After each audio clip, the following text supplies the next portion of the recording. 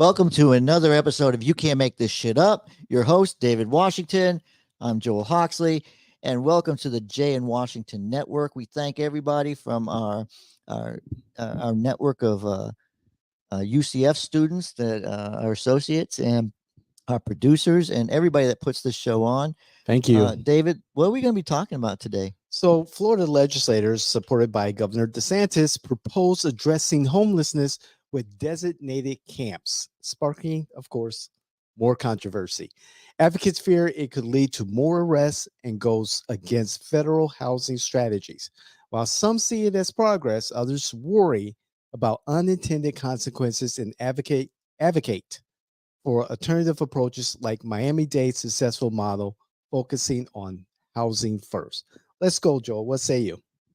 Well, I don't know. When did the federal government ever actually know how to put people in houses? They're here to help. No, yeah, okay. There you go. Listen, I think that anything that can get people into dry shelter, anything that can actually help our homeless population have a decent, an increase in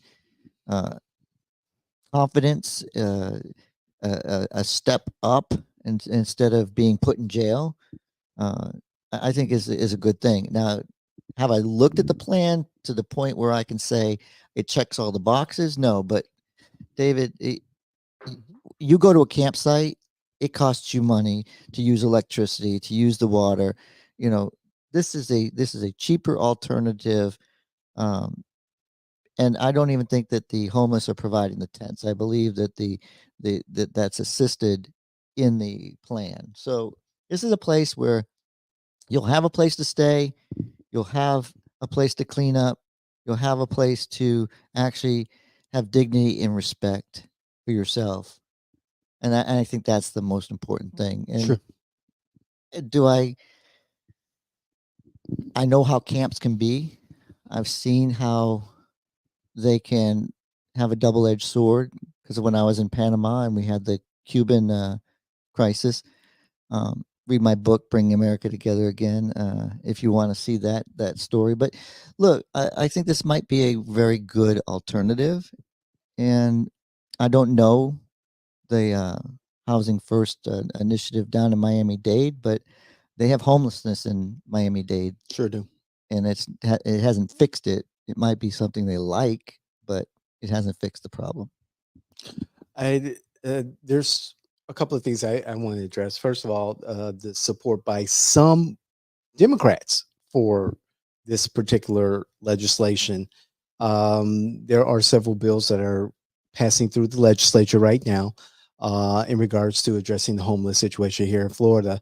And if I remember correctly, one of the supporters of this particular legislation, which we'll be talking a lot about soon, is State Senator Linda Stewart. And I see her support here because it's moving in a direction. It's having a conversation. It's looking at alternatives. Yes, there are camps. There are camps here in Orange County where people are living because they're homeless. It's affordable, it's convenient, and it's meeting their immediate shelter needs.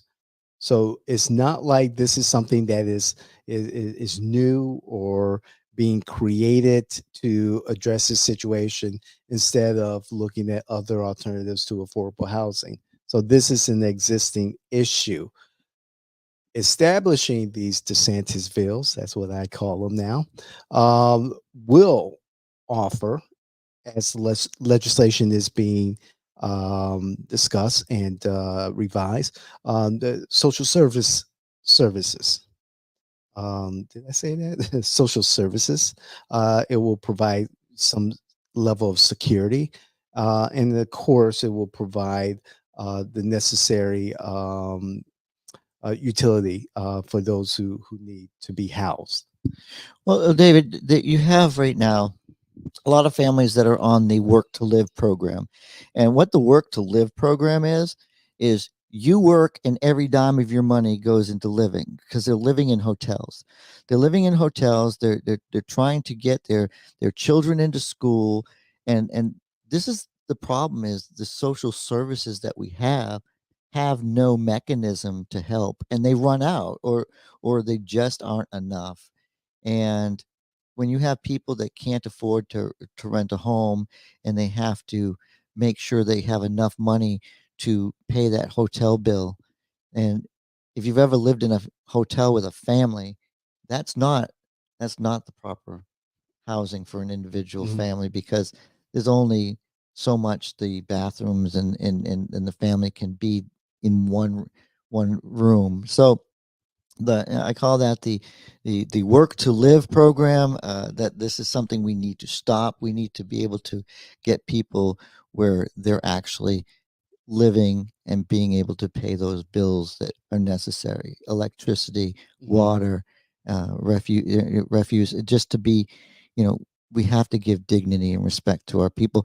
And the only way to do that is to address, you know, the homelessness issue in getting people into a place to live, and then get them from there out. And if you have a place like this, maybe you have the services available right there where we can match the right services to get these people, or into the right places.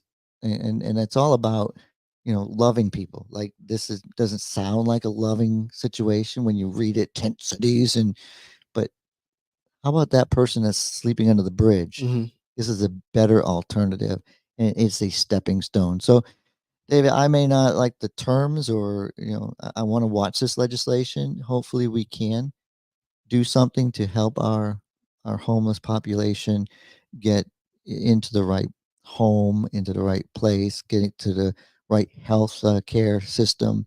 To maybe it's a mental health issue, maybe it's an addiction issue that once removed, they can improve their life. But we won't know that if we're not dealing with, finding them a place to stay. Right. 3 points. Um, One about State Senator Rosalind Osgood, a Democrat out of Tamarack, Florida. The second would be more local, Orange County, Orlando City Mayor Buddy Dyer. And then third, going back to Osgood in an indirect way. I don't know her story, but I would like to address that. But Senator Osgood used to be homeless, and she was homeless as a young mother with addiction on the streets with her kids. And she is in opposition to this bill, and she is hoping that there is an alternative to this particular situation. She said that, I just keep thinking about being out there with my babies, with the fear of being arrested and separated from her children for simply taking a nap somewhere. That is real. That is a conversation that hopefully her fellow legislators have had with her about her own experience, and would address something like her experience in the legislation, or at least keep it in mind. In regards to Buddy Dyer, he has been the mayor of Orlando for over 20 years, and he has been the leader of this city um, for a generation. And so the homelessness crisis has gotten worse under his leadership. Despite all the money and accolades and galas and fundraisers, homelessness in Orlando has become more of a problem each and every day. And so you have to wonder, with all the millions of dollars that have been allocated, all the speeches, all the ribbon cuttings, all the campaign promises, what is the return on the investment? Well, I think the legislation, if we do this legislation right here, for the tent cities, or these tent communities, to have, to have leadership. I mean, each one of these tent cities should have leadership. That the mayor should leave his home and be able to sleep in one of the tents, and the be the leader there, right? So he can lead that city tent community, so it dissolves, because the mayor's not going to want to live there forever. So he's going to want to find a way out. So he'll help these people out. And how about people that are supposed to be representing these low income areas, like Regina Hill? I'm sure she wants to live outside her rental apartment of being rented from a Republican, and she would want to move out and be a taxpayer and get into the city and say, hey, you know what? I'm going to live in these tents, and I'm going to make sure that I help every single one of these people. So you hear me? This is great legislation, but make sure you put in this legislation that you're going to take leadership. And anywhere that you put one of these things, you're going to have leadership on site, because we're going to take and we're going to help people, because we're going to be there with them, because the leadership is by example. Get into the tent and get them out of the tents. And then you be the last one out, and make sure that you're the last one to eat in those lines that you create. Make sure that you take those leadership roles. Like when I was an NCO, I was the last one to eat, and my officers came after me. That's how we do it. We take care of others first. This is a great idea. Let's make sure this legislation takes care of people, and make sure leadership is in that legislation. Speaking of leadership, back in the day, in the 80s, then Mayor Jane Byrne actually moved from her residence, I believe, in the Gold Coast, in near the center of the city of Chicago, and moved into Cabrini Green, one of the most notorious housing projects in the nation. And she saw firsthand, it was reported firsthand, the deplorable conditions that the residents were living in.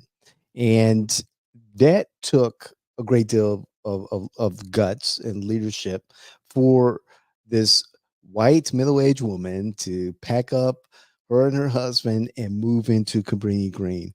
And that let people know what exactly was going on, and and stop ignoring the problem. Now, Cabrini, the Robert Taylor homes, other housing developments are gone. They're gone. And Chicago's plan was to build affordable housing, make available affordable rentals, and things like that. And the concentration of affordable housing was not in just one place. Granted, it's all over the south suburbs of Chicago, but that's a different story. So that piece right there, the Buddy Dyers, the Regina Hills, getting out of their comfortable estates. Okay, that's an exaggeration, but getting out of their comfortable, homes and communities, and actually being in these tent communities, maybe it would give a sense of urgency to resolving this growing problem here in Orlando. And they give all this money to their friends and their developing, buddies, to come up with these plans, and they spend, like they spend $1 million on a house that they want to say is affordable to somebody, and once that once the government moves out and it becomes independent, then it's unaffordable housing again. Mhm. I mean, you can't make this shit up, David. Look, I think legislation like this should be backed up with true leadership. And look, we have a homelessness problem because our mayor is living in a nice house and has a nice salary and enjoys the perks that he gets. And you know what? It's he can't see. He can't see. He can say he has people writing great speeches for him, or he can have the right way to say it. But down to earth, you just need to say, look, I don't understand what you're going through, because you don't. You're passing laws that put people in jail just for being homeless. And you have people saying, well, no, that's not what the thing is. It's because they're drinking at night. We've had that conversation too. Look, let's go leadership. Take leadership roles. Get rid of your homelessness get rid of your homelessness by addressing the problem, by finding out how you can help these people. And if this is a solution or a step in the right direction, let's try it. If it fails, we move on and find a better plan. you know, the Orlando city government passed an ordinance that allow local law enforcement to remove people from the streets if they're found to encumber the um, travel or whatever of someone on the sidewalk or whatever, just in time for the marathon, Olympic marathon trials. They had the homeless people off the street. I was downtown the Friday before the marathon, Oh, wait a minute, and it David. Listen, was all of that. clean. All the homeless people were gone. Well, you also had you had the Pro Bowl, you had the Pro Bowl Bowl weekend, and and MegaCon. yeah. So I mean, when a city wants to do something, Oh, they can do they, it. they can do it. They can do They're it. going to make sure they move they're going to move the people that they don't want. You know, they'll take their blights and move them out of the city when they need to. But listen, we I'm with you, David. This is a problem. I see that. I'd love to have the mayor sit down and say, look, this is why we have this problem, and really tell us, because I think he's just giving us lip service.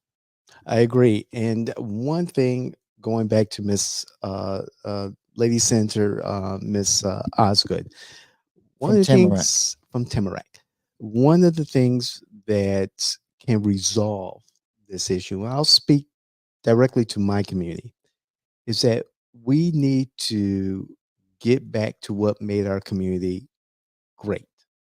And that means we need to get back to building our families and having a husband and a wife create families, creating communities, and taking care of one another. And we're seeing more and more women with children being homeless. And we have to stop, at least in our community. I'll speak about my community. We have to stop what's happening. We have to stop the destruction of our communities from within and get back to what worked. Get back to, you know, just reject single family household. Reject being, Pookie or a Ray Ray. Reject being proud of being a single mom. So those things happen, yes. However, we need to get back, at least in my community, where you know, there are more. There's a growing rate of single family households without men in the home in our community. And I'm just saying, part of the solution is getting back to that structure, that family structure that creates our communities. And so that's my final thought. Joel, what's yours? I was just looking at this a little deeper on my phone. Yeah, David, I agree. The family is important. Uh, without without without family,